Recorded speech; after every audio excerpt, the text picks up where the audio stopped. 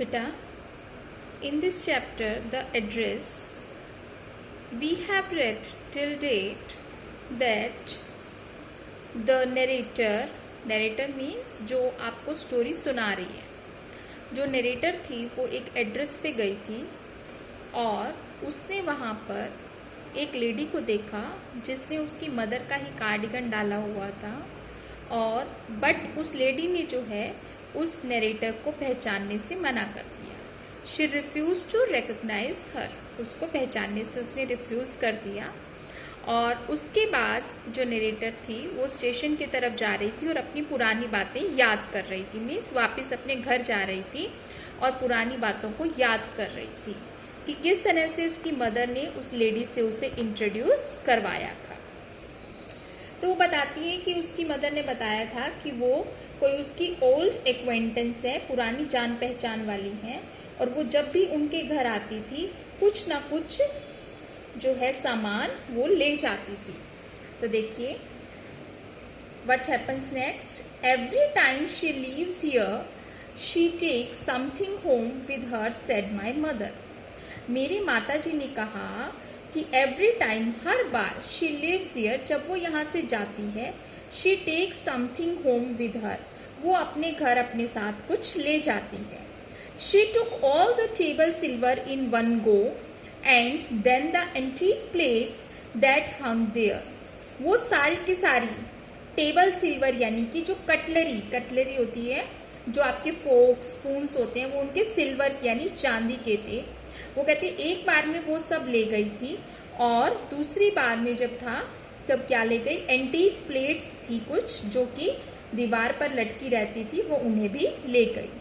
She had trouble logging those large vases and I am worried she got a crick in her bag from the crockery। अब वो कहते हैं कि उन्हें जो बड़े बड़े वास थे उनके घर में, जो जिसमें आप फूलदान जिसको कहते हैं, वासेस जो थे, उनको लेकर जाने में बहुत समस्या हो रही थी, परेशानी हो रही थी। एंड आई एम वरीड, और मुझे चिंता है कि शायद उसकी कमर में भी उस क्रॉकरी को उठाने में क्रिक यानी कि थोड़ा सा झटका जो है वो आ गया था। My mother Shuk her head पिटिंगली, और मेरी माता जी जो है वो अपना सर जो है बड़े ही दयापूर्वक जो है, दया में, सहानुभूति में जो है वो हिला रही थी। I would never have dared ask her, मैं उससे भी कभी भी हिम्मत करके ये नहीं पूछ पाई। She suggested it to me herself, उनकी मदर ने कहा कि मैं खुद नहीं कभी भी ये कह पाई कि तुम क्या मेरा सामान ले जाओगी अपने घर, उसी ने मुझे इस बात का सजेशन यानी कि सुझाव दिया था। शी इवन इंसिस्टेड, यहाँ तक कि उसने इंसिस्ट किया यानी कि प्रेशर डालना, यानी कि किसी बात के लिए कंपेल करना।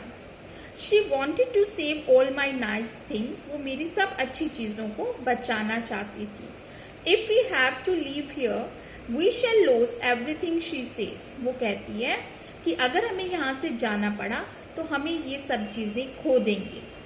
Have you agreed with her that she should keep everything, I asked, मैंने पूछा क्या आप इस बात से सहमत हो गई कि वो हमारी सारी चीज़ें रख ले। As if that's necessary, my mother cried, it would simply be an insult to talk like that.